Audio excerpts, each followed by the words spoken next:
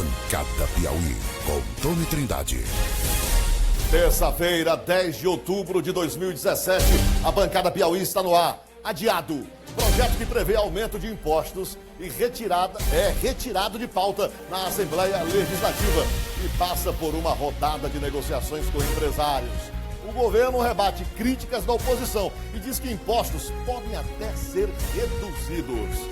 Timon, aqui do outro lado, será a sede da Semana Estadual de Ciência e Tecnologia. É uma semana estadual do Maranhão. O evento, que é uma parceria do governo com a Prefeitura de Timon, deve entrar para a história como o maior já realizado no Maranhão. E o ex-ministro, ex-governador, ex-deputado Ciro Gomes chega a Teresina. O pré-candidato à presidência da República participou da convenção do PDT e vai fazer palestra logo mais na OAB Seccional Piauí.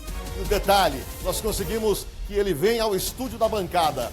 Dentro da sua agenda apertada, competitiva, a nossa produção atuou e conseguiu trazer Ciro Gomes para uma conversa ao vivo com a capital teresina, com todo o eixo metropolitano e mais 208 cidades que nos acompanham em todo o Piauí, via TV Antena 10, Rede Record. E comigo e Douglas Cordeiro, Pedro Alcântara, Feitosa Costa. A Bancada Piauí está começando. Boa tarde, Feitosa. Boa tarde, Tony Trindade. Boa tarde, Pedro Alcântara. Boa tarde, Tony. Douglas Cordeiro. Boa tarde, Tony. Ciro Gomes, conseguimos.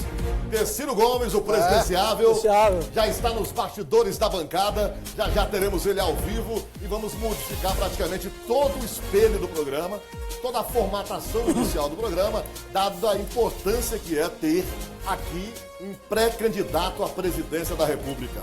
E da envergadura que é. E se der tempo, os bastidores lá do PDT, tem coisa. Tem? Hoje de manhã?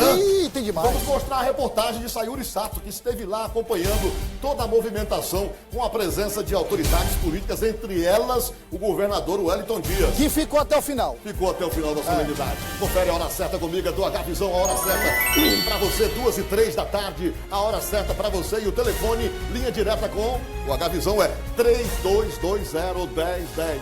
Os endereços, Rua Goiás, 798 Pissarra e também na Praça dos Correios, na região do Grande Dirceu. Muito bem. Quero dizer aos meus colegas que teremos, portanto, uma mudança no programa. Vamos trazer já o presidenciável Ciro Gomes, mas... E aí eu, claro, peço desculpas por não pedir aqueles destaques daquela forma tão O destaque efusiva. é o Ciro Gomes. O destaque eu posso dizer, antecipar, que dentro desse contexto, o que é que Pedro Alcântara pode dizer, por exemplo, no dia de hoje, desta convenção do PDT, Pedro? Concorridíssimo lá. Foi, né? Estavam lá aqueles que dizem oposição, estava lá o governador, tinha gente até do meio, a terceira via, doutor Pessoa. Estava lá? Estava. Então Doutor Pessoa está na história da terceira via mesmo, né? Ele falou, né? Falou, né? Pessoal, a terceira via. Então, o PMDB estava lá, o PMDB? Chegou no final, chegou. Só o Lobão, Tem visto no final. Foi no final. Aí? Também, né? Foi no finalzinho, foi. Finalzinho. Porque me parece que o PMDB estava assim com o pé no freio, Não, né? mas ele foi. Por conta que o presidenciável Ciro Gomes, aqui ali tem dado uma estocada no presidente. Ele disse Temer. que se chegar à presidência da República, pela primeira vez, o PMDB vai ser oposição no Brasil. Já disse isso mesmo. Isso, várias vezes. Verdade. Vamos ver se ele reafirma, né? Feitosa Costa, primeiro as nossas condolências a você. A gente sabe da sua ausência ontem.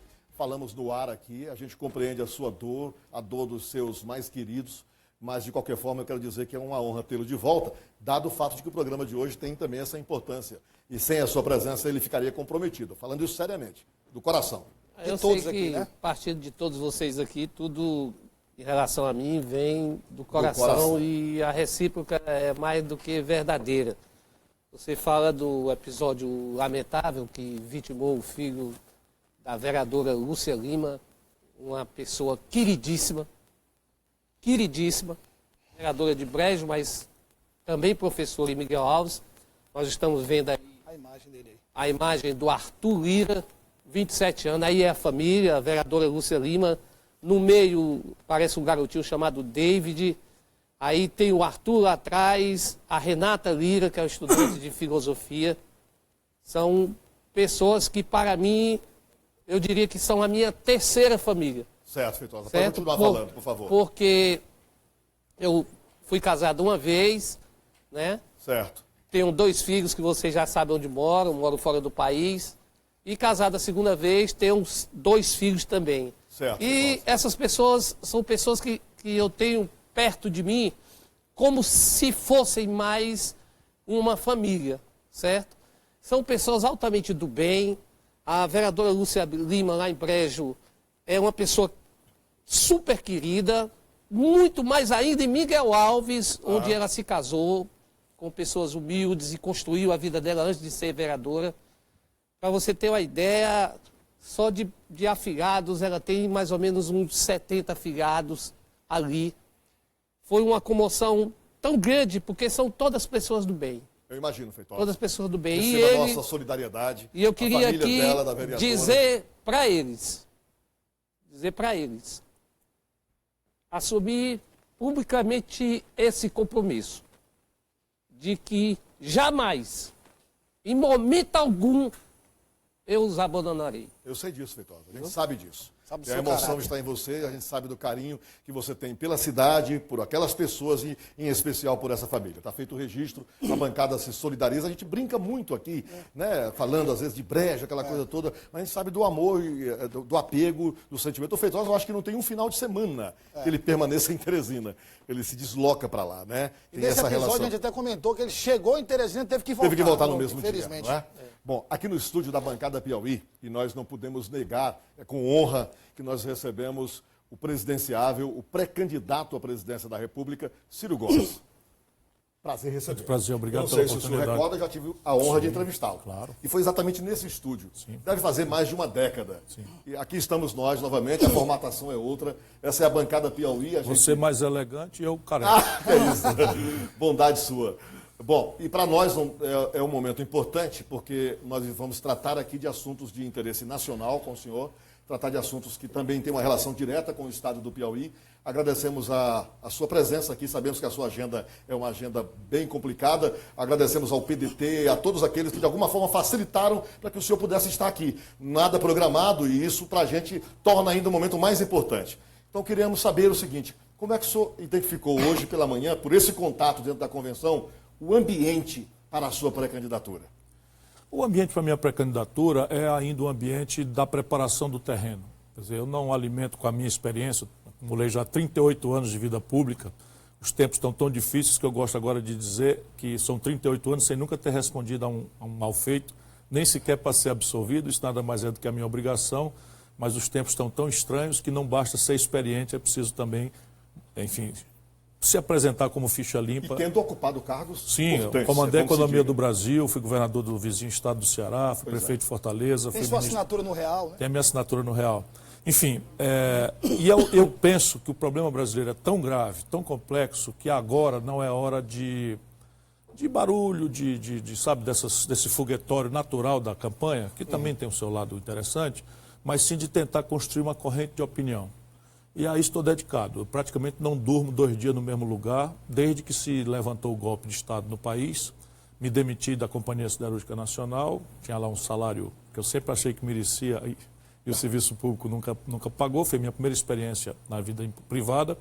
E estou lutando e estou muito confiante que o Brasil vai, batendo como está no fundo do poço, vai achar um caminho. O senhor já viveu essa experiência como candidato à presidência da República. Sim. Naturalmente, cada momento é bem diferente. Esse tem características bem peculiares. Eu queria compartilhar essa pergunta com os meus colegas. Nós estamos vivendo um momento de crise econômica profunda, de decepção da população com a classe política, quase que como um todo, não é? E alguns candidatos surgindo novamente, eu diria até, com aquele perfil de salvador da pátria.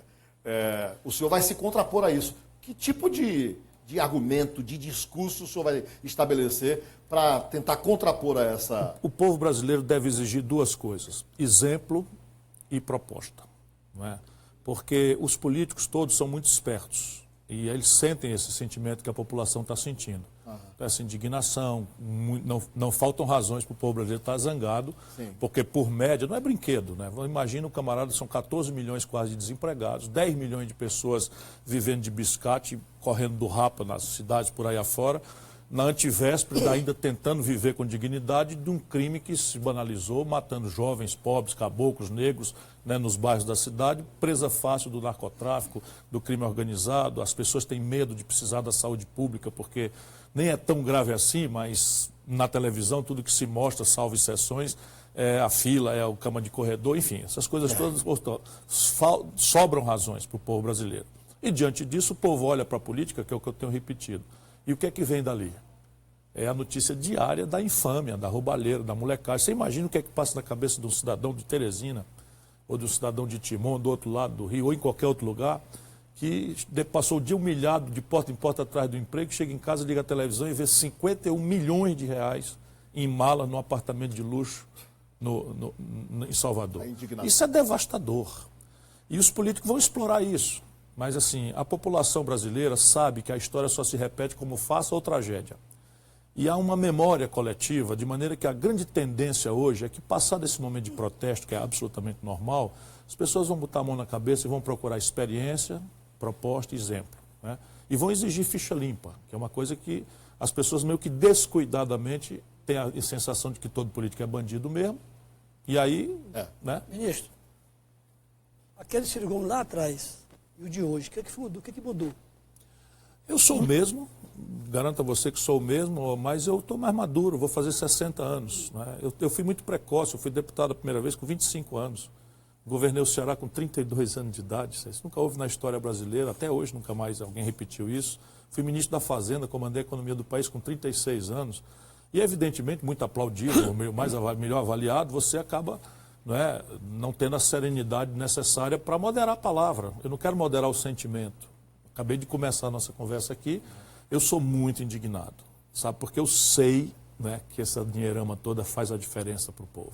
Como é que o senhor nunca mudou se o senhor hoje é adversário de Tasso Gereissati, que, pelo que se sabe, foi o seu padrinho político, quem fez do senhor governador?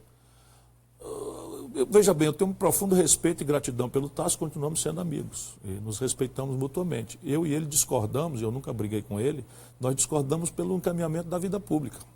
Eu ajudei a fundar o PSDB, fui o primeiro governador eleito pelo PSDB e único nas eleições de 90, ajudei a fazer o real, e quando o Fernando Henrique foi ao poder, fez tudo o oposto do que nós prometemos, tudo o oposto. Começa se juntando com tudo que não presta, que a gente tinha derrotado no Ceará, os tais coronéis e tal. E eu rompi, não com o Tasso, rompi com o PSDB, fui embora para os Estados Unidos, larguei a política, fui estudar, fui escrever livro, fui fazer palestra. E na volta me filio num partido de 2 deputados e começo tudo de novo, porque a minha vocação é o Brasil, o meu amor, minha paixão é o povo brasileiro. E o Tasso ficou lá, apoiando o Fernando Henrique e tal. Então nós discordamos nisso aí, mas nunca no Ceará nós discordamos. Ministro, em relação à proposta, o senhor falou de exemplo. Exemplo e proposta. Falando de proposta, falar de um assunto que é recorrente, que é a reforma da Previdência. Nós temos hoje um modelo reconhecidamente falido no país. O país começa a pagar, já vem pagando, mas começa a pagar cada vez mais um preço caríssimo por esse modelo. A tendência é que, se nada for feito, a situação piore ainda mais. E, olhando a conjuntura política, dificilmente o atual governo vai ter condições de implementar uma reforma da Previdência. E há também questionamentos em relação a esse modelo. O que é que o senhor propõe para resolver esse problema? O povo brasileiro precisa conhecer o problema para poder se sentir parte integrante da solução. Porque o problema no Brasil é que a população hoje é tratada assim. O pobre paga um preço amargo e o rico não paga nada. Vamos ter clareza disso. É claro que o rico é mais poderoso, o rico é que controla, né, o dinheiro das campanhas e tal, e eu pago o preço porque o meu lado é o da pobreza do país. Claro. O senhor é daqueles que compreende que a Previdência está quebrada mesmo? É isso que eu ia dizer. Não, ainda não. Ela vai estar. Pois não. Ela vai estar, mas ainda não. Vamos explicar para a população. Quando o Brasil montou o atual sistema, eu vou tentar ser breve, porque eu sei que o tempo de TV é muito curto, mas esse favor, é um assunto crítico e eu parabenizo pela qualidade da questão. Quando nós montamos esse sistema, nós éramos um país muito jovem. Então, tinha 6 pessoas ocupadas, Feitosa, para pagar um aposento, que a gente chama, né, aqui no Nordeste, de um aposentado com 60 anos de expectativa e mais. Então, funciona. 6 pessoas ocupadas trabalhando muito tempo, contribuindo um pouquinho, pagam o aposento de pouco tempo do aposentado. A demografia e o mundo do trabalho mudaram dramaticamente. Hoje nós temos 1,6, ou seja, uma fração ideal, de 1,6 trabalhador com carteira assinada trabalhando para pagar um aposentado com 73 anos de vida, de expectativa. Então esse modelo morreu. Ele não funciona nem aqui nem no lugar do mundo. Que é o de repartição. De repartição, exatamente. Parabéns mais uma vez, porque não se acha gente interessada na imprensa dita nacional, lá de São Paulo, para conversar coisa séria, que é o que interessa. Porque isso aí é crítico para ajudar o povo a resolver o problema. Então, repare, isso não aconteceu de ontem para hoje, vem acontecendo. Como nós no Brasil, a gente nunca consegue ajuizar o problema, nós fomos fazendo um remendo para cá, um puxadinho para lá, um curativo para lá, um remendo para lá. Resultado, hoje, PIS/COFINS, contribuição social sobre o lucro líquido, contribuição patronal, contribuição do empregado e contribuição de governo, que começou mais recentemente, paga a conta da Previdência e ainda sobra um tantinho. Um tantinho assim, 20 bilhões esse ano. Portanto, ela não está quebrada hoje, mas vai quebrar com certeza. Por que o governo tem coragem de dizer na frente do povo que está quebrado? Porque sem conversar com o povo, eles fizeram uma emenda à Constituição, já esse governo do Temer. Só que o Lula também fez, a Dilma também quis fazer e tal. Eles fazem uma emenda à Constituição e capa 30% do dinheiro que é criado por lei para financiar o aposentado, a Previdência, a Seguridade Social e joga no poço sem fundo da dívida pública. Esse é o grande problema brasileiro. Então, você hoje, por conta de ter tirado um terço da receita que é criada para a Previdência, o buraco é de 180 bilhões de reais. De um jeito ou de outro, precisamos resolver, porque se o buraco não é na Previdência, é no governo. E isso é o caso. E eles estão tirando do mais pobre para dar para o mais rico. É o Robin Então, Hood. eu diria que a reforma é É inevitável. absolutamente imperativa. Só que esta que está proposta aí, ela tira no lugar errado. Por quê? Porque nós precisamos criar, pela própria demonstração, por isso que é preciso ter paciência e contar a história para o povo, nós precisamos criar um regime novo. Não dá mais para fazer puxadinho, arranjo para cá, curativo para lá. O regime novo é o que o mundo moderno inteiro faz, porque o trabalho com carteira assinada, subordinação, patrão para empregado, está sumindo da realidade. Hoje é o robô, é a máquina, é a colheitadeira automática com GPS, não sei o que e tal. Então você cada vez menos tem o mundo do trabalho. Então, é resultado. Hoje você precisa criar um regime que chama de capitalização, em que você faz o financiamento por várias fontes e bota esse dinheiro associado ao investimento produtivo e dessa sociedade extrai o ganho extra para pagar o aposentado do futuro. E aí vem a gestão desse sistema. Aí sim, aí tem que ser pública, para não cair na esparrela do Chile, que privatizou e liquidou o patrimônio popular. Tem que ser sob o controle dos trabalhadores, não pode ser sob o controle do governo, da política rasa. E tem que ter carreiras de Estado remuneradas e punidas, quer dizer, premiadas e punidas pelo êxito, e agência de risco classificando onde é que vai botar o dinheiro, para não ficar a história de botar dinheiro em coisa arruinada e amanhã não ter o dinheiro de volta do aposentado. Ou seja, é um novo sistema que Mas é um fundo único?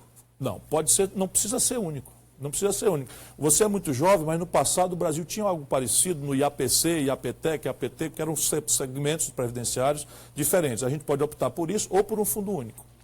Mas necessariamente é bom que seja descentralizado. Talvez o que mais interessou o Pedro é que o senhor disse que ele é muito jovem. E ele ficou todo envaidecido, né? Ficou. É, porque de fato só sabe disso quem estuda. Porque antes da fundação da Previdência Social. Para quebrar o gelo, vamos em frente. Eu vou logo. Antes da criação do INPS, que é do período 64, nós tínhamos isso. Eu vou logo lhe fazer as Aqui tem até perguntas. conjuntos habitacionais aqui em Teresina que levam essa marca. IAPC, É verdade. Eu vou Se logo bem que eu lhe, sou bem mais jovem que você, Pedro. eu Pois vou não, logo Pedro. lhe fazer as perguntas que. Foi então Pode- também meu conterrâneo, vocês sabem, né? É também, né? Total. É Não, verdade. ele é piauiense, mas foi treinado lá no Ceará. É verdade. Treinado lá no Ceará. Mas eu vou lhe fazer umas perguntas logo aqui. Faça aí. pra lhe Daquelas? Daquelas e pra. Só direto. no começo, Faça, aí depois eu faço Não a. economize, não. Bota É, pra manda morrer. ver. Eu faço a de refeição maracujá. Mas foi fácil Vê se trazer eu o tô homem mais pra cá, tranquilo não. agora. Vamos Não, Não, testar refeição o de maracujá hoje não aqui, viu? Vamos testar o Só homem, depois. bora. Qual é o patrimônio da sua família hoje? O da minha família ou o meu? O seu e O depois meu. da família? O meu é o seguinte, eu tenho um apartamento, 2 carros. Ó, É o seu patrimônio de 38 verdade. anos de vida pública. Só Sim, isso? senhor. É. É. E da E sua tem mais, família? e tem mais. Na minha família, assim, meus filhos, nenhum deles tem 2 milhões de reais como tem o Michel Temer, nenhum deles tem nenhum E o seu patrimônio. irmão? O Cid tem um sítio na Serra, herança de coisa, tem 2 terrenos com galpão em Sobral e só. E o apartamento. Outro Outro lá dia eu fora. vi um vídeo desse sítio Na na Serra. Serra, da Meruoca, Isso. né?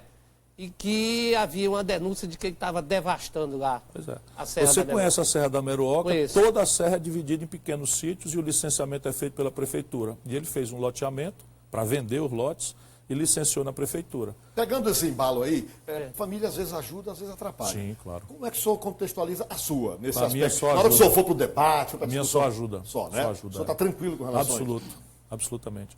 Veja, ainda tenho mais algumas coisas assim que não vale nada, porque é só minha obrigação. Mas eu, por exemplo, renunciei a 3 pensões, ex-governador, É isso ex-prefeito que eu ia perguntar. Não, vale e muito. deputado. Tinha alguma Vale coisa- muito. 82 mil reais, eu me odeio, mas Mas nunca aceitei receber. Não é Mas o senhor está renunciar conseguindo. agora. Isso. O senhor está viajando pelo Brasil. E tá Como é que o vivendo senhor de está quê? financiando Eu essa vivo, eu viagem? presto consultoria para a universidade, uma palestra minha, não essa aqui para profissionais liberais, eu não cobro nem para estudante. Certo. Mas para entidades empresariais eu cobro R$20 mil, Ministro, mais deixa eu imposto de perguntar renda aqui, na Pois não, por favor. Ministro, o senhor tem dito que vai tirar o PMDB do governo, que vai ser a oposição, se for eleito, né? Sim. Mas o senhor poupa o PT. O PT está no mesmo barco do PMDB na Lava Jato. Como é que se explica isso? Veja bem, me ouça como eu sempre falo. Eu tenho dito, quando perguntado, porque essa não é a minha preocupação central, de que o PMDB tem vários PMDBs. Então, o PMDB Jabas Vasconcelos, eu vou com ele para qualquer lugar. PMDB Pedro Simão, eu vou com ele para qualquer lugar. PMDB vamos lá, Requião, mais do que vou com ele, tenho orgulho de andar perto dele e tal. Então, o que eu estou dizendo é que a quadrilha que tomou conta do PMDB, Michel Temer e sua banda, Renan Calheiros e sua banda, esta quadrilha vai fazer oposição ao meu governo porque eu não aceito eles. Simplesmente. Pelo contrário, eu vou ajudar o povo brasileiro a ensinar o caminho da O Renan roça. também. Renan, Raup, Eunício, Romero Jucá, isso aqui é outra quadrilha. Aí tem cearense nesse meio. Acabei de dizer o nome, Eunício. Acabei de dizer, é o tesoureiro. Pois é. Sabe quanto o Eunício tem de acordo com a Petrobras, dado pelo Lula, pela Dilma e pelo Michel Temer? R$1 bilhão. Um bi? 1 bi de contrato. 300 milhões é uma empresa chamada Manchester, sem licitação. Ele disse que abriu mão de todas as Assim, empresas para ser presidente do Senado. Abriu mão para ser presidente do Senado e botou no nome de um teste de Agora ferro o PT, dele. diga aí. Você falou o PMDB e o PT. Tá, e o PMDB e o PT é a mesma coisa. Ministro, Nunca ninguém me viu poupar as mazelas do PT. Ministro. Quem é responsável por ter colocado o Michel Temer na linha de sucessão do Brasil é o Lula. O Gedel, que a Numa pegou 51 milhões de reais na sala dele em mala, foi ministro da Integração Nacional na pasta que eu ocupei no governo Lula. Saiu, foi ministro foi vice-presidente da Caixa Econômica do governo Dilma. Nunca deixei de Eu tenho denunciar dito que se isso. ele for candidato, é o desserviço ao Brasil, né? Acho, a ele e E ao o Brasil. senhor vai, mesmo assim, se ele for Sou candidato? candidato. Depende só de uma questão, o PDT resolver que eu seja. E o PDT não resolveu ainda? Já me deu várias indicações de que eu sou, mas eu sou humilde de deixar o partido rever as coisas. Ministro, quando a gente fala de um candidato, a gente está falando, não podemos negar isso, de um produto a ser levado à população, apresentado. Se o senhor se olhar, e olhando de uma forma positiva como produto, os atributos e os defeitos, porque há quem diga que o primeiro adversário que o senhor vai ter que enfrentar é o senhor mesmo. Assim, aquilo que o senhor fala, dizem que o senhor é Pavio curto, língua solta. língua solta. Que é isso, que isso é o senhor criou um adversário contra o senhor próprio. Se o senhor pegasse atributos e defeitos de Ciro Gomes, quais são os defeitos que o senhor acha que poderão lhe causar mais problemas durante uma campanha, por exemplo? Talvez o maior defeito tenha sido eu não perceber lá atrás, não é, que a linguagem que é no meu ambiente, na minha paróquia, na minha comunidade, entendida como expressão da minha franqueza, Entendo. do meu descompromisso com a sacanagem, porque eu não tenho rabo de palha. Nordestino, né? Isso. Aí lá em São Paulo assusta. No Rio Grande do Sul assusta. E eu resolvi ser Ferrabras. Então foda-se, entendeu? Mas tá errado. Tá errado. Então o maior defeito é esse. Se você quer ser presidente, você tem que ter paciência. Porque há uma certa hipocrisia de que, porque Isto é o que eu ia dizer agora. não falam palavrão. Isto é o que eu ia dizer não é? agora. Então repare bem, eles não dizem isso por uma bobagem que eu falo, por uma palavra que eu solto e tal. Não, eles falam isso para desqualificar o que eu falo de cabeça fria. Por quê? Porque se você bem reparar, só quem está dando os números da transferência brutal de renda de quem trabalha e produz nesse país para 10 mil famílias abastadas que vivem da especulação financeira sou eu. E eu era o garoto prodígio da política brasileira, fui ministro do Real.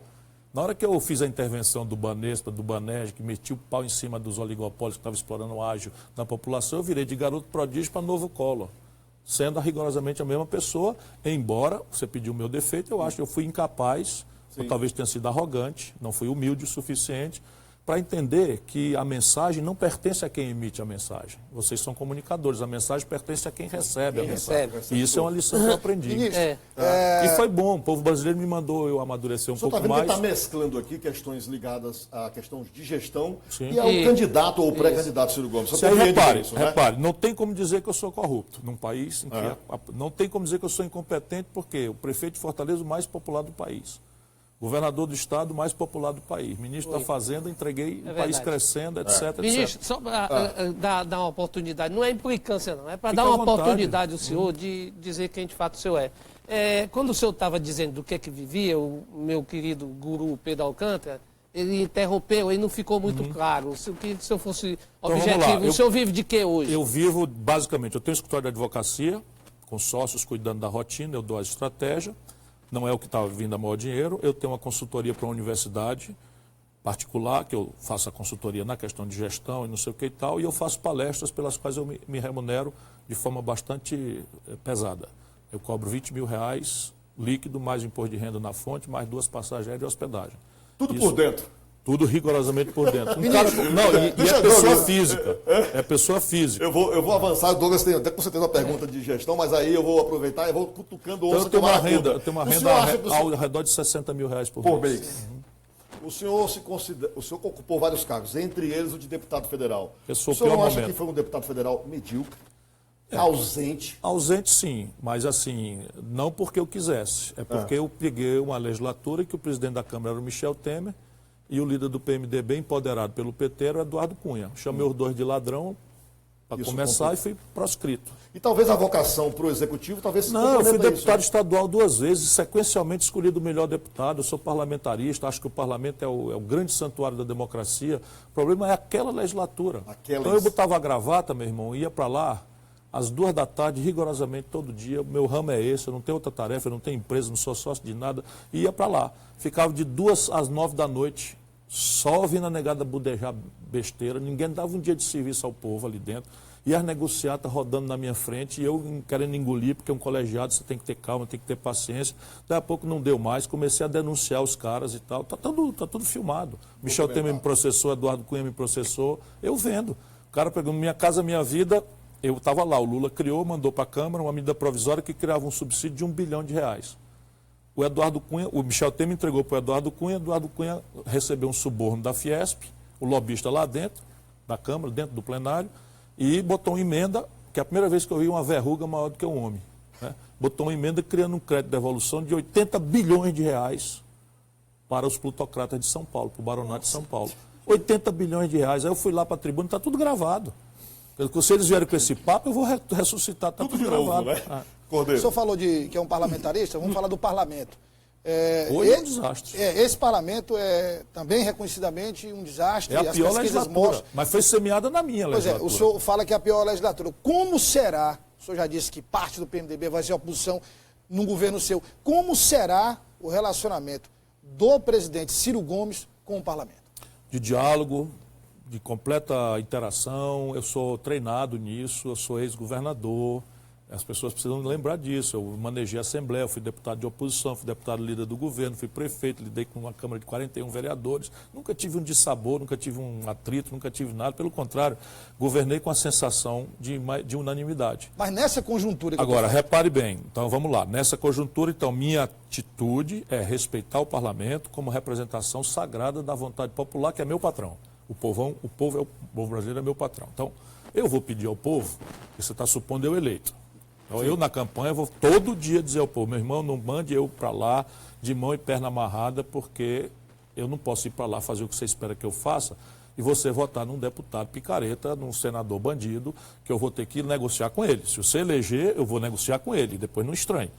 Acho que isso vai dar uma devasta grande. Eu posso entender que o senhor está recomendando à população que escolha... Que renove. A não ser que o deputado que você votou e conheça não esteja em lista, não esteja enrolado esteja fazendo um bom trabalho. Mas repare bem, é muito constrangedor e a gente tem que ajudar o povão a entender. Se todos os pilantras estão lá na Câmara e todos lá estão eleitos por nós, tem algum problema conosco. E o povão precisa dar valor ao prefeito, ao governador e ao presidente, mas precisa dar valor ao deputado. 78% do povo brasileiro, 6 meses depois da eleição, não lembra o nome do deputado que votou. Verdade. Então nós vamos ajudar o nosso povo. Isso não é culpa do povo, não, é porque nós temos pouca tradição democrática. Muito bem, então a primeira providência pediu uma grande renovação. Eleito, o presidente vai ter que propor na primeira hora, porque todos os presidentes que se elegeram no Brasil, da pós-democratização, ganharam por pequenos partidos. Todos. Só depois que o PT e o PSDB cresceram é que ficaram com esse papo de... O PSDB hoje deu afundar. Quando o Fernando Henrique foi candidato em 94, tinha 14 deputados. O PT, quando o Lula foi candidato, tinha 12 deputados em 89. Depois que fica grande, quer deixar os outros fora da jogada e não deixa mais. Então o povão, e todos tiveram maioria, quase unanimidade. O Collor, por exemplo, se elegeu por um partido chamado PRN, né? Propôs aquela aberração do sequestro da poupança, o Congresso Nacional votou por unanimidade, o Judiciário fez de conta que não viu a arbitrariedade que estava envolvido naquilo, porque há um conteúdo plebiscitário no presidencialismo que talvez seja a sua maior vantagem. Terceiro, né? Propor a questão antes da eleição. Em vez de votar em mim, eu vou pedir às pessoas que prestem atenção. Eu quero ir, mas eu quero ir para fazer isso, isso, isso e isso. Como hoje na convenção, eu dei ali as pistas para os meus companheiros. E quarto, você negocia. Só que em vez de negociar no varejo, que é o que está fazendo o Fernando Henrique e o Lula foi imitar desastradamente, você tem que negociar no atacado. O próximo presidente da República vai assumir 2019 com 23 estados da federação quebrados. 23? 23 dos 27. 23 dos 27 estados com receita corrente líquida abaixo da despesa. O Piauí não está entre esses. Não, o Piauí é um dos 4, que está escapando por enquanto, e eu sei o sacrifício. O Ceará, o Piauí, o Maranhão, os 3. Olha E o Amapá. E o Amapá lá na outra ponta. O resto, assim, está ali da mão para a boca e vai piorar. O que está vindo no Ceará? O governador é aliado do senhor. Sim, não está vendo nada, tudo certo. O senhor não disse que estão escapando? Não, Escapando dessa sentença. Pois é, mas... Pelo contrário, o Ceará é o estado mais líquido do Brasil e nós temos o maior volume absoluto de investimento. Está perto do mundo se acabar. O Ceará hoje está investindo mais em valores absolutos do que São Paulo. Ministro, o PT... Terminando, Pois não. porque isso é crítico. Então, propor uma negociação de atacado para redesenhar o pacto federativo com os governadores e os prefeitos. Esse pacto é antigo, ministro. Mas ninguém propôs. O papo é antigo, mas ninguém propôs. Simplesmente. Ninguém propôs. Você testemunhou alguma vez alguém propor? Fernando Henrique teve tudo na mão para fazer, não fez. O Lula teve tudo na mão para fazer, não fez. E eu vou entrar rachando nos 6 primeiros meses. Como seria o pacto? É um redesenho fiscal do país. Eu vou consolidar a dívida dos estados. Esse modelo que está aí não serve mais. Hein? Esse modelo que está aí não... A questão básica é essa. Tem 23 dos 24, dos 27 quebrados. Aí o senhor vai... Você vai redesenhar o pacto fiscal do país, forma? consolidar... Quer saber agora? Porque tem a quarta questão. Persistindo o impasse, é preciso tirar da letra morta da Constituição plebiscitos e referendos, para diretamente discutir com o povão, né, os impasses. Porque ninguém pode ser dono da verdade, esse negócio de ditador, dono da verdade, isso não existe. Então você pega Previdência Social. Na hora que você faz uma Previdência e vai discutir só com o lobby, né, dos atingidos, aí o povão precisa saber. 2% dos beneficiários levam 1/3 da renda da Previdência. Quem são? Os juízes, os procuradores da República, sabe? Essa chibata moral que dá lição de moral em todo mundo. Tá? Com 1000 privilégios e tal. E você vai mexer nesse vespeiro? Vou mexer, mas com toda a habilidade, diálogo e cuidado, por exemplo. Você tem que fazer uma coisa que desarme a resistência contemporânea e ajude o país para o futuro. Então já é muito flagrante na Constituição brasileira que não pode retroagir providência falou agora mesmo que quando fira direito adquirido. O senhor falou aí que quando for tocar aí no judiciário, no todo, o senhor vai ter que ter muita habilidade. Por que o senhor Mas não tem... energia também. Por que o senhor não tem essa habilidade quando o senhor se refere aos seus adversários? Porque adversário é para a gente adversariar, rapaz. Eu sou um velho ganhador de eleições. Espera um pouquinho, eu só perdi a eleição para presidente da República, o que é muita coisa para um cearense. Sair lá de Sobral, educado quase a vida toda na escola pública e brigar com os grandão de São Paulo e do Rio. Eu sou um velho vitorioso. Nós vamos ao intervalo comercial. Veja bem, eu não aliso bandido, e se o bandido for um garoto da periferia de Teresina, eu ainda tenho pena. Mas bandido de gravata eu quero ver morto, esquartejado, se pudesse. Como não pode... É o discurso parecido com o Bolsonaro. Não, por que ele não foi prefeito do Rio? O cara é 26 anos deputado federal, nunca foi prefeito do Rio, nunca se dispôs a governar o Rio, quer ser presidente da República, nunca teve experiência para administrar um boteco dos pequenos. Inevitavelmente, vamos ter que falar no próximo bloco sobre os seus prováveis adversários. E, inclusive, aquilo que o senhor já vem falando sobre os seus prováveis adversários. Falar um pouco também sobre a contextualização da sua candidatura com relação ao estado do Piauí. Por exemplo, hoje pela manhã, o governador Wellington Dias, do PT, estava na sua convenção. Bom, isso estava um representante do prefeito Firmino, também, do PSDB, e estava o Wilson Martins do PSB, chegou até um companheiro do PMDB, estava o PSD, estava o PCdoB. Eu tenho essa capacidade de dialogar com as pessoas, sou reconhecido, tenho um respeito. Né? Eu terminei falando aqui, para poder fazer aqui um amparo para chamar o intervalo, falando da entrevista aqui, mas voltei mais no tempo. Voltei a 1990, Avenida Frei Serafim, UOL Ferraz, Meu amigo velho, querido. É. Né? E eu era apresentador do comício, ali estavam Ciro Gomes e Tasso Gereissati. Isso. E a orientação prévia era, quando Ciro chegar, a todo mundo eu dou psil, Ciro, Ciro, Ciro. Né? Era uma versão da música. E com o Tasso Gereissati, o Galeguinho do Zóio Azul. O Galeguinho do Zóio Azul. Nós vamos no intervalo comercial, voltando já com a bancada Piauí, ao vivo com o presidenciável Ciro Gomes. Você pode participar, 99495-1010 TV Antena 10. Estamos ao vivo pelo Facebook para o mundo inteiro. E estamos via satélite para todo o Piauí. 208 cidades, capital e área metropolitana. Até já.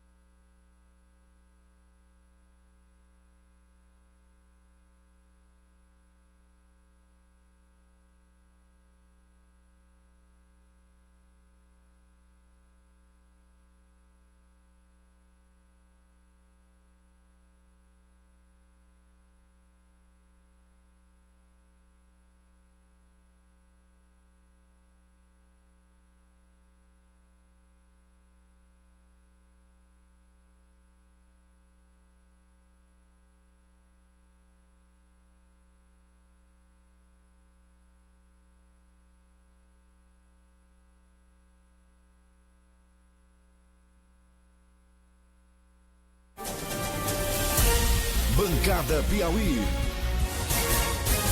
Voltamos com a bancada Piauí, a hora certa do H-Visão. Você confere comigo, agradecemos hoje a compreensão até dos patrocinadores, porque nós vamos aproveitar mesmo quase que na totalidade de tempo da bancada a entrevista com o pré-candidato Ciro Gomes. Então, quero dizer para você que a hora certa está aí, é do H-Visão. Agradecer ao Grupo Carvalho, à Nova Ceasa, ao Jockey Clube do Piauí, que são patrocinadores, parceiros aqui, a Beleza e Companhia, que hoje nós vamos abrir uma exceção para fazer só a citação. Feitosa Costa. Eu queria, porque en passant, né, como diriam os franceses aí, ele disse que depois se exilou, foi para os Estados Unidos, né, estudar. Então, acho que isso é uma contribuição. O senhor naquela época, inclusive, foi nas páginas amarelas da Eu queria Veja, saber né? o que o senhor estudou lá. É uma coisa Economia simples. política brasileira.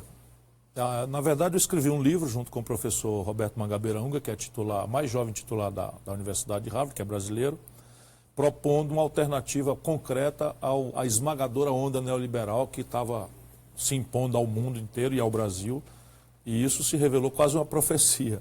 Né? O senhor falou de Mangabeira Unger. Ele estaria ou estará no eventual governo do senhor? Sem dúvida nenhuma, sem dúvida. Então ele continua sendo para o senhor um referencial? Continua sendo. Ele é extraordinário. Ele é extraordinário. É, muito bom. Como é que o senhor se define hoje ideologicamente? Eu sou do socialismo democrático, né? em permanente inquietação. Ministro, o senhor falou 23 estados Veja, quebrados. eu acredito muito na virtude da iniciativa privada, que ela já provou a capacidade dela de promover vamos dizer, o progresso humano. Mas eu também sei que não existe nenhuma experiência de justiça social, nem de desenvolvimento, sem uma presença de um Estado forte, parceiro dessa iniciativa privada. É sobre isso que eu trabalho. Ministro, o senhor falou de 23 estados quebrados, que é uma situação gravíssima. Dos 27, escapam 4, Ceará, Piauí, Amapá. O que é que esses estados, em meio a essa crise econômica, em meio a todas as dificuldades, por que é que eles conseguem se diferenciar dos outros? O estado do Piauí, por exemplo, o que é que ainda faz com que esses estados consigam, digamos, tocar o barco? Primeiro, uma certa tradição de bons governos. Estou falando da média. Uma certa tradição de bons governos. Teve, inclusive, governador hoje e tal. Sim, o Wellington é uma figura extraordinária, porque importa a aliança política ou não aliança política. A minha opinião sobre ele, que eu conheço bem, o Brasil e os líderes brasileiros, o Wellington é uma figura absolutamente extraordinária, é credenciado, sem dúvida nenhuma, como um dos melhores governadores do país, sob o ponto de vista da resultante do seu trabalho. Uma pesquisa divulgada ontem o coloca com 70% de aprovação na capital. Imagina num tempo desse. Num tempo desse. E assim, eu de fora sei talvez mais do que quem está dentro, porque quem está dentro está zangado com a segurança, que não tem quem faça milagre, está zangado com o desemprego, que tem toda a razão. Mas quem está vendo a grande pintura, como eu, né, isso aqui não é um elogio que eu faço para qualquer um, não, é fácil porque é preciso que o povo saiba que há diferença, que é mentira que é todo mundo igual. E segundo o seguinte, é o ajuste das contas. É o ajuste das contas. No caso do Ceará, que é excepcionalmente o melhor de todos, nós, por exemplo, fizemos, quando a gente viu a crise antes, essa crise que está aí, nós vimos 3 anos atrás, ainda com o CID, 4 anos. E começamos a agir. Então, por exemplo, o Ceará cobra 14% de contribuição previdenciária do salário dos juízes, dos promotores, dos LANs. Por exemplo, o Brasil inteiro cobra 4% de herança, o imposto sobre a herança dos ricos. O Ceará cobra 8%, que é o teto da Constituição. E fazemos ali a economia diariamente de tudo e tal. Então, não tem milagre. O senhor tem uma característica interessante. O senhor consegue, se estiver falando em Harvard, o senhor tem lá uma metodologia de comunicação. Se o senhor vai ali para os platôs de Guadalupe ou para os tabuleiros litorâneos, onde o senhor já esteve, o senhor tem uma outra linguagem. Nós vemos o Brasil enfrentando um problema econômico sério. Como é que o senhor vai traduzir isso no dia a dia, na campanha, em sendo candidato, para a população compreender a sua mensagem? Para não ficar um negócio meio que erudito demais. Para o povo, a questão é emprego, segurança e saúde. Não é? E corrupção. Esse é o mote para o povo, né? Não, para o povo. Agora, não adianta você identificar isso, porque todo marqueteiro vai fazer isso, pasteuriza. Então, o cara faz uma pesquisa, pasteuriza. O que é que o povo, a gente precisa falar? É mostrar que emprego vem de investimento. E investimento é privado ou público. E aí começa a coisa a ficar... E investimento é o que é? O cara abriu uma roça, abriu uma loja, só vai ter emprego se a iniciativa privada restaurar a condição de investimento. E aí eu tento dizer como fazer. Só vai ter emprego se o Estado Nacional Brasileiro, conjunto, União Federal, Estados e municípios, voltar a ter capacidade de investir. E hoje está zerada, tem nada e tal. E aí você diz como fazer. E só vai ter saúde se você incrementar o gasto por cabeça, melhorar a gerência, a gestão do processo de saúde e tal. E a violência é um pouco mais complicado, nem sequer adianta dinheiro só. Porque nós chegamos num limite em que a violência banalizou-se de um jeito tal, em que, por exemplo, a população carcerária do Ceará, que eu acompanho mais de perto, nós dobramos a população carcerária nos últimos 12 anos. Dobramos. O que acontece? Imediatamente o PCC sai de São Paulo e se instala lá, o Comando Vermelho vem, se instala lá, começa uma briga de facção, estão dando ordem para queimar ônibus fora, matar garoto fora e tal. Então, repare, não adianta só a truculência, prender, e mesmo um judiciário que coopera de fazer a sentença acontecer, nós dobramos, construímos presídio para cacete, etc, etc. Tem escola de segundo grau, duplicamos o efetivo da polícia, melhoramos o salário, as viaturas do Ceará são high-tech, tem câmera para frente, câmera para trás. Todos os crimes que têm tecnologia como elemento central de investigação, nós conseguimos acabar, ou trazer as estatísticas irrelevantes, sequestro, assalto a banco, etc. Mas homicídio de garotos pobres, negros, caboclos, nos bairros pobres, e assalto difuso nas ruas, explodiu. No país inteiro. Pois é. Estou falando do Ceará para não parecer que eu estou falando dos outros. Estou falando da minha terra, onde nós temos, por exemplo, 77 das 100 melhores escolas do ensino básico no Brasil estão no Ceará. O governador do Piauí e o governador do Acre fizeram uma proposta para um plano nacional de segurança. Isso é inadiável. Eu estou trabalhando num plano, porque o fato é que a União Federal não se mete no assunto. Tirante a Polícia Federal, que está agarrada com ladroeira de político, né, e fronteira e tal, já precariamente porque o efetivo é baixo, a União Federal, a rigor, nunca quis se meter. Aí fica fazendo essas pantomimas cinematográficas. O senhor vai se meter? Eu vou meter a mão firme nisso. Vou propor claramente um projeto novo. E aí eu estou conversando com especialistas. Pode ter o Ministério da Segurança Nacional, pode ter? Uma das ideias que surgiu é essa, não desconsidero. Sei que todo mundo vai ver que eu vou tratar do assunto para valer. E com relação à Polícia Federal? O campo progressista... O senhor tem meta na segurança, quando assumir a presidência? Eu quero mexer com crime organizado. Eu acho que a União Federal tem que assumir a responsabilidade por reprimir o crime organizado. E a minha pista nesse momento, eu não quero adiantar nada, porque eu estou com um grupo de especialistas. Ainda agora estive no Rio de Janeiro, semana passada, 2 ex-comandantes da PM do Rio, um grande especialista, eu não quero devassar o nome. Sim, o Luiz Eduardo Soares, que é um cara que eu respeito muito, ele não tem nenhum compromisso comigo, eu estou só me consultando com todo mundo. Já procurei o Fórum Brasileiro de Segurança Pública, também estão preparando um pequeno seminário para me ajudar, e eu vou meter a mão firme nisso aí. Então a minha ideia não é de aparato. Eu desconfio, pela minha experiência, que esse negócio de cercar a Rocinha, com exército, não sei o que e tal, dando bala perdida, matando criança pobre, é só para inglês ver, é só para fazer cena para TV, isso não resolve coisa nenhuma. O que resolve é a inteligência, é você cirurgicamente chegar com um comando e retirar o camarada, aquele que você identificar e juntar as provas, isso. Como o cérebro do comando organizado. Vai ser sua relação. Se questiona muito agora essa intervenção. A Polícia Federal, como é que o senhor vai? A Polícia Federal é um centro de excelência do serviço público brasileiro, mas nos últimos tempos tem vivido uma certa anarquia. Aliás, como tudo no Brasil. Né? Quando você golpeia a instituição central, as outras instituições viram geleia. Então é preciso garantir o profissionalismo da Polícia Federal, mas subordiná-la à autoridade civil do Presidente da República. E a questão financeira, ou seja, eu mando e eles obedecem. E a autonomia financeira para a Polícia Federal? A autonomia financeira será do governo brasileiro. Você não acha que aí brasileiro. vai ter uma intervenção política muito forte, não? Então você acha que pode haver intervenção política na Presidência da República e na Polícia Federal, não? Não, eu vejo como a Polícia Federal hoje fazendo um trabalho... Vou fazer uma pergunta que parece descabida. A Polícia Federal, volto a dizer, porque eu conheço bastante de perto, é um centro de excelência do serviço público brasileiro. Mas delegado de polícia ficar falando pelos cotovelos, vazando coisa para a imprensa, queimando reputações sem devido processo legal, isso no meu governo vai acabar assim na primeira semana. Porque o primeiro que se meter, vou botar para a rua. Não tem conversa. As pesquisas divulgadas até aqui ainda não colocam o senhor numa situação assim tão vantajosa. Lá estão na ponta, por exemplo, Bolsonaro, Dória e Lula. O Dória perde para mim, que é isso, rapaz? O Dória perde para mim. Nem que seja por um pontinho. Despencou, foi? Então me perdoe. Aí eu vou avançar. Nos eventuais debates, o senhor vai fazer uma operação desmonte desses candidatos? Não. Veja bem, nós políticos e jornalistas adoramos, com vontade de ajudar o povo, né, adoramos fazer exercício de futurologia. Os jornalistas Dos dois lados. Né?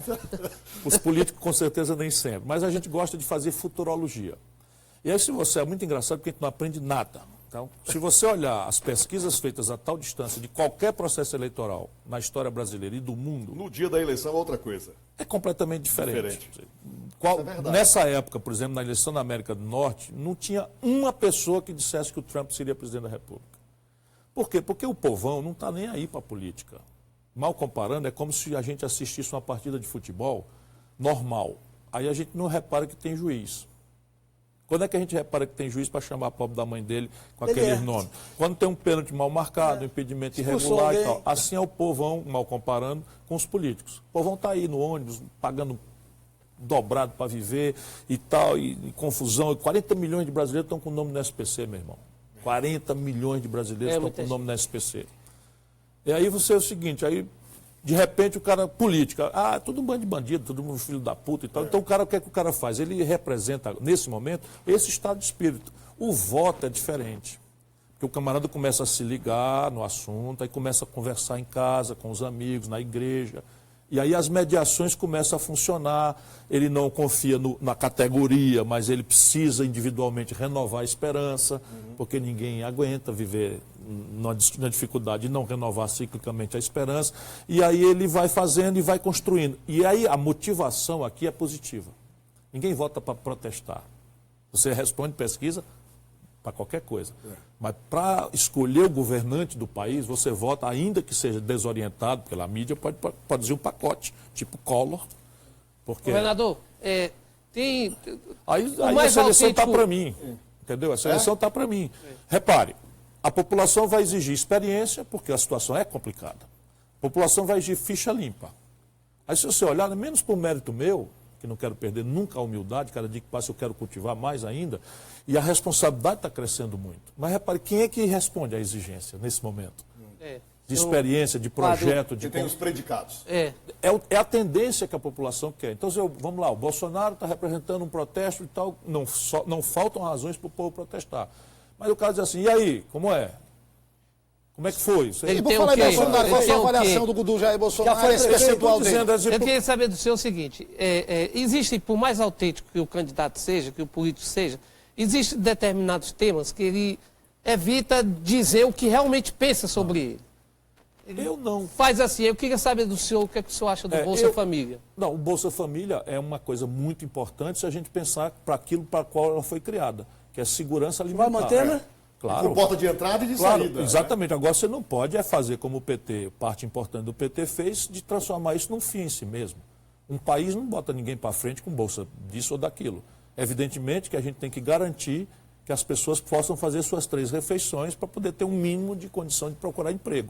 Mas o país tem que aprender e ensinar, né, que o bota uma nação para frente é o trabalho decente, bem remunerado. A pergunta que eu vou lhe Isso- fazer aqui, ela é incomum na imprensa brasileira com pré-candidatos, mas o há de convir que lá fora se faz sempre essa pergunta. A saúde do candidato. Saúde mesmo. Sim, tranquilo. Porque o senhor vai chegar aos 60, o senhor acabou de falar. Vou fazer 60 Um agora. homem que pretende assumir a presidência da República, ele tem que ter todos os predicados intelectuais e morais, mas precisa ter saúde para aguentar um tranco. Como é que está a saúde do senhor? A minha está muito bem. É? Eu me previno. Eu, por exemplo, tinha um mau hábito de fumar. O senhor não fuma Eu mais? fumava compulsivamente. Aí larguei de fumar porque achei que não podia mais fazer Bebida isso. alcoólica. Bebo moderadamente. Bebo moderadamente. Né? O senhor, então, nesse aspecto, Não, o brasileiro aí pode faço as acreditar- revisões todas, por enquanto a bomba está bem. Tá Ministro, tudo certo. falando de nomes, o Tony foi para o intervalo e disse que na volta nós falaremos. Sim. Né?